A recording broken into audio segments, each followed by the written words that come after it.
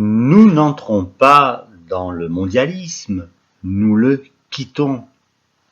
En effet, au moins depuis les années 90 et la fin du bloc communiste, eh bien, le capitalisme a une autoroute en face de lui, puisqu'il se diffuse sur la planète entière. Et puis on l'a vu avec le Covid, comment de nombreux États agissaient de la même façon et en même temps. Quand il fallait mettre des masques, plusieurs gouvernements disaient qu'il fallait mettre des masques. Quand il fallait confiner, plusieurs gouvernements confinaient.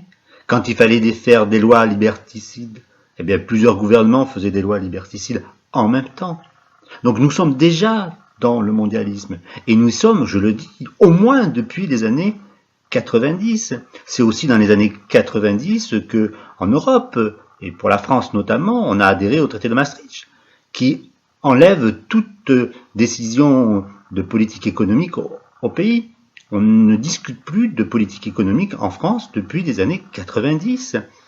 Les critères sont les mêmes et on doit faire la rigueur budgétaire, et c'est ainsi que cela se passe. Le mondialisme, les populations le subissent depuis les années 90. C'est d'ailleurs contre ce mondialisme que les populations les plus populaires, ce qu'on appelle le peuple, les citoyens, ce dont on fait partie pour la plupart d'entre nous, disent stop, parce qu'on en est plus les victimes que les bénéficiaires. Donc nous dire que l'on va vers le mondialisme, c'est je pense, une erreur d'analyse fondamentale. Nous sommes au contraire en train de quitter le mondialisme, et c'est d'ailleurs pour ça que les dirigeants et les pouvoirs actuellement en place se rigidifient de plus en plus. C'est d'ailleurs le propre de tout système qui meurt. Tout système qui meurt se rigidifie et va au contraire essayer de s'accrocher au pouvoir aussi longtemps qu'il peut s'accrocher. Parce que comme je vous le dis depuis longtemps, à travers mes analyses, nous vivons un système qui est en train de mourir et qui va donc laisser la place à d'autres valeurs, un autre système qui est en train de monter et de naître. Et ce basculement culturel que nous sommes en train de connaître, eh bien, il dit au revoir au mondialisme et il dit bonjour à l'économie locale. Il veut plus donc de localité, plus de terroir, plus de terrain, plus de solidarité, plus de liens entre les hommes. Il veut pouvoir mettre en avant la famille, l'amitié, les frontières. Ce sont des populations qui veulent vivre libres, tout simplement, et pouvoir justement exprimer cette liberté à travers leurs initiatives économiques et locales, parce que la Terre nous appelle tout simplement à cela. Et je crois que c'est ce monde-là qui est en train de venir et qui est en train de booster dehors, de pousser dehors ce monde mondialiste qui est véritablement en train de mourir. Et donc, comme tout système qui meurt, il se rigidifie. Alors bien sûr, l'offre politique est très faible aujourd'hui. Pourquoi ? Parce qu'on ne va pas demander à un système qui est en train de mourir de faire la promotion de celui qui est en train d'arriver. Mais il n'empêche que nous sommes réellement en train de changer de monde, de société.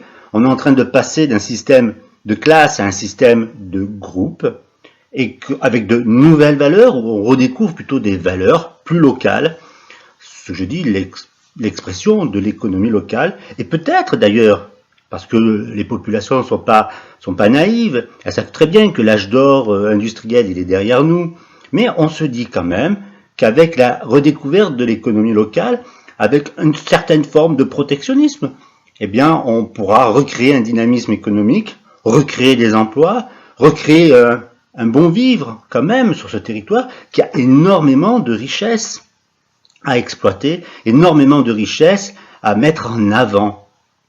Et donc ce basculement culturel qui est en train d'arriver, eh bien il est là, et on devrait plutôt s'en féliciter.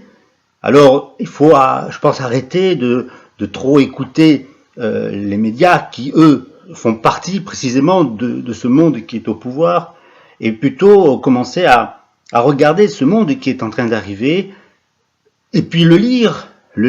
Moi j'ai d'ailleurs, vous le savez, écrit un texte, La conquête d'une alternative, où je mets à l'intérieur des propositions très concrètes de ce que nous pourrions faire pour justement faire en sorte que ce basculement culturel ait lieu de façon plus sereine.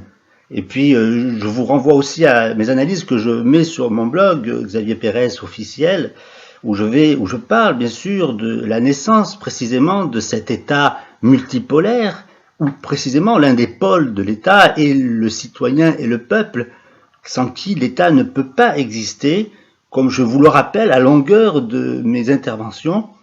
Le pouvoir citoyen est en train de se constituer et en train de naître, et ce n'est pas parce qu'aujourd'hui il n'est pas présent dans l'offre politique qu'il est absent, au contraire, il est en train de se constituer, mais faut-il encore que ceux qui sont aujourd'hui au pouvoir laissent la place à ceux qui arrivent, et que bien sûr les réseaux commencent à parler de cette nouvelle façon de voir l'économie, de cette nouvelle façon de voir le pouvoir, de cette nouvelle façon de voir les institutions, parce que c'est un basculement de monde qui est en train d'avoir lieu. Voilà, c'est cela que je voulais vous dire ici, pour garder espoir sur ce qui est en train d'arriver et ne pas nous laisser prendre au piège d'analyses souvent un peu trop vite faites et qui nous fait croire que ce que nous vivons actuellement dans le présent est ce qui se passe véritablement. Non, ce qui se passe, je pense, c'est vraiment ce basculement culturel, et il est là, il arrive, nous sommes en train d'y rentrer. C'est pour ça que je terminerai en vous disant, vive la France libre, vive la terre naissante. Merci.